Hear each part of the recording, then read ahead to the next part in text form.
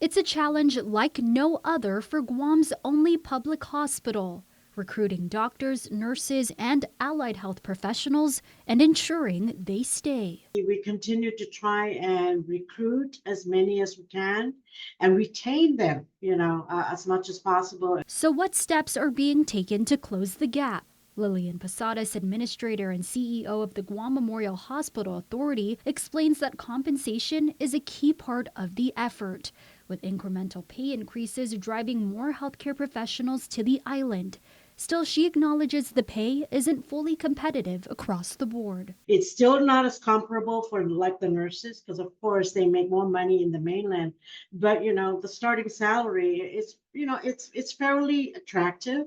And then on top of that, we have that 25% work differential that they get when they're working. As the only facility providing maternal and child health care to the civilian population, the pressing need to recruit and fill specialized positions remains another priority. We are in the process of recruiting more neonatologists.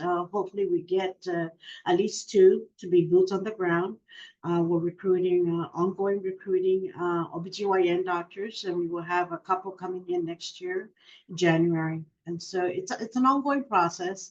And with the continuing shortage of healthcare professionals and a limited workforce, Posada stresses that recruitment efforts must go beyond just filling positions. It's about keeping talent in place and avoiding burnout. A lot of the patient population, they come into the hospital with really numerous comorbidities, complicated conditions. And so, the not only the volumes of patients that they have to deal with, the workload, but the complexities of their conditions. And so that can be a challenge for our doctors and our staff. As for the issue of GMH vendor payments, Posadas notes that the Department of Administration is currently processing invoices for vendors with due payment. Meantime, she encourages the community to consider a career in healthcare, particularly in Guam's public hospital system, where the demand for professionals is great. Destiny Cruz Langus, KUAM News.